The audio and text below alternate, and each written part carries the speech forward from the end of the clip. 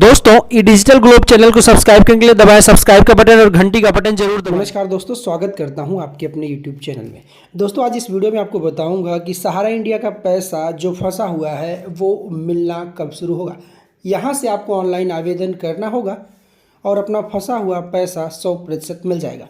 दोस्तों आपको इस वीडियो में बताऊँगा किस तरीके से BC सखी, पंचायत सहायक और तमाम संविदा कर्मियों के द्वारा ग्रामीण स्तर पर सरकार इस तरीके की टीम बना सकती है। तो दोस्तों इस वीडियो को आप अंत तक जरूर देखिए, यकीनन आपको बहुत कुछ जानने को मिलेगा। आप भी सहारा इंडिया में अपना पैसा निवेश कर चुके हैं तो यह खबर आपके लिए बहुत बड़ी खबर है, क्योंकि सभी सहारा इंडिया निवेशक कर्ताओं के बैंक खाते में पैसा आना शुरू हो चुके हैं। आप सभी के बैंक खाते में पैसे डिजिटल माध्यम से भेजे जा रहे हैं।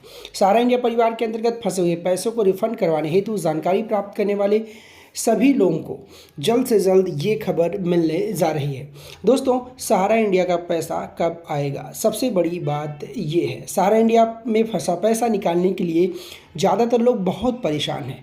हम अपने पैसे को कैसे निकालें, इन सभी चीज़ की जानकारी हम लोगों को लेनी बेहद ज़रूरी है। इस वीडियो में बताऊंगा सहारा इंडिया परिवार के अंतर्गत अगर आपका भी पैसा फंसा है तो आप उसे कैसे प्राप्त करेंगे।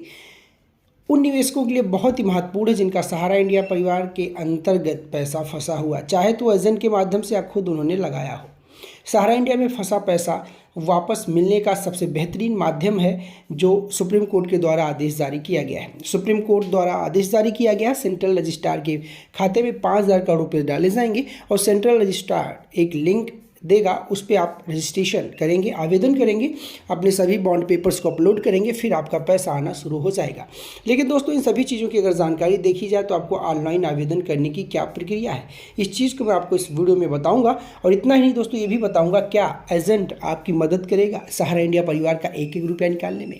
तो दोस्तों इस वीडियो को शुरू करते हैं। दोस्तों सबसे पहले हम लोग जान लेते हैं कि जिन भी एजेंट के द्वारा आप पैसा लगाए हैं, सबसे पहले तो बात यह है सहारा इंडिया के बारे में जब खबर आई थी और जब सहारा इंडिया के बारे में बुरी खबर आई थी तब से ज़्यादातर एजेंट जो काम करते थे, सबसे पहले जान लीजिए उसमें कुछ ही एजेंट थे जो परमानेंट सहारा इंडिया परिवार के लिए काम करते थे। 25%, 75% एजेंट वही थे जो गृहिणी थी, महिलाएं थी, या फिर स्टूडेंट थे, या फिर छोटे मोटे जॉब कहीं करने वाले लोग पार्ट टाइम के तौर पर सहारा इंडिया में काम करते थे। अब वो किसी दूसरे शहर में या कहीं अगर शिफ्ट हो गए हैं तो वो सहारा इंडिया परिवार में काम नहीं कर रहे हैं, तो वो आपका पैसा कैसे वापस करेंगे। दूसरी बात यह है जो भी आपके एरिया में, आपके क्षेत्र में, आपके शहर में, आपके गांव में सहारा इंडिया परिवार का एजेंट था, अगर वो अभी भी एक्टिव है तो क्या वो आपका पैसा लौटाएगा, किस तरीके से, क्या उनके पास क्या क्या अधिकार है, क्या क्या हक है, और आपके पास क्या क्या अधिकार और हक है उनसे पैसे निकलवाने को लेकर कहने के लिए। तो दोस्तों आपको मैं सबसे पहले बता दूं, जो भी एजेंट अभी भी एक्टिव है सहारा इंडिया परिवार से परमानेंट तरीके से फुल टाइम काम करते थे, वो अगर आपका पैसा जमा करवाते थे और आपको स्लिप नहीं देते थे या आपको बॉन्ड पेपर नहीं दिए हैं तो आप उनके खिलाफ कानूनी कार्रवाई कर सकते हैं। और अगर आपको सब कुछ उन्होंने दिया है तो आप ऑनलाइन बिल्कुल ट्रांसपेरेंट तरीके से आवेदन करके आराम से पैसे निकाल सकते हैं। ऑनलाइन आवेदन की प्रक्रिया मैं आपको इस वीडियो में बताने जा रहा हूं। सबसे पहले सहारा इंडिया द्वारा जारी वेबसाइट पर आपको विजिट करना है, जहां पर आपको होम पेज पर Sahara India refund money online apply का लिंक दिखाई देगा, जिस पे आपको क्लिक करना होगा। अब आपके सामने रिफंड का फॉर्म दिखेगा जिसे पूर्ण रूप से आपको भरना होगा। दिख रहे फॉर्म को भरने के बाद आपको हमारे द्वारा बताए गए आवश्यक दस्तावेजों को अपलोड कर सिग्नेचर और ID पासवर्ड के माध्यम से सबमिट करना होगा।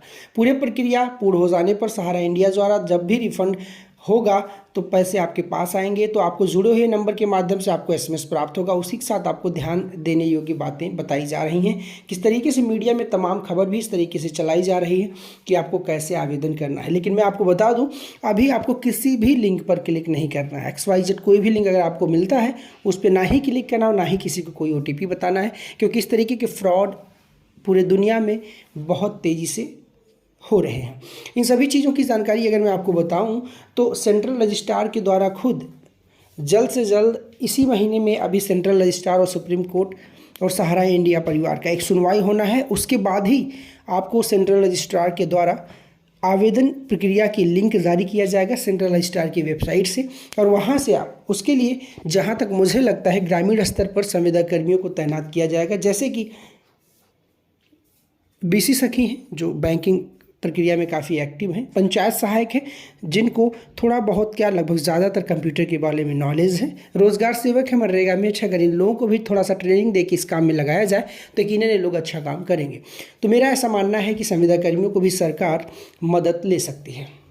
सहारा इंडिया में पैसा निकलवाने के लिए जो भी आपके दस्तावेज लगेंगे उसमें आधार कार्ड, पैन कार्ड, पहचान पत्र, सहारा इंडिया में से मिला bond paper, passport size photograph, निवेशक का signature, mobile number, email ID, bank passbook. अगर आपके पास सहारा इंडिया द्वारा दी गई रसीद है जब भी आप पैसे जमा किए थे तो आप उसको लगा सकते हैं। सहारा इंडिया में पैसा निकलवाने के लिए सारी चीज़ आपको करनी पड़ेंगी।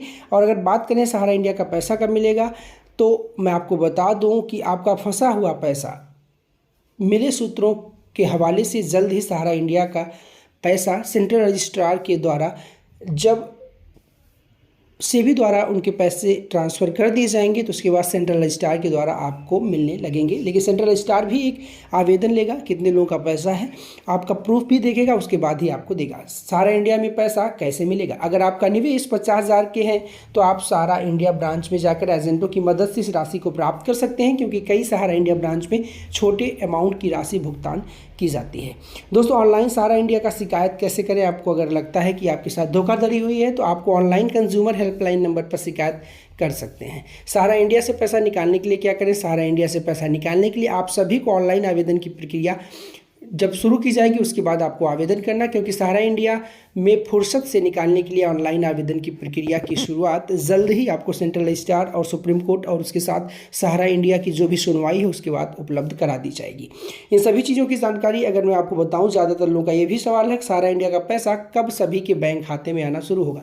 तो सहारा इंडिया में फंसा पैसा सभी के बैंक खाते में आना शुरू होगा जब भी आप ऑनलाइन आवेदन प्रक्रिया को अंजाम दे देंगे।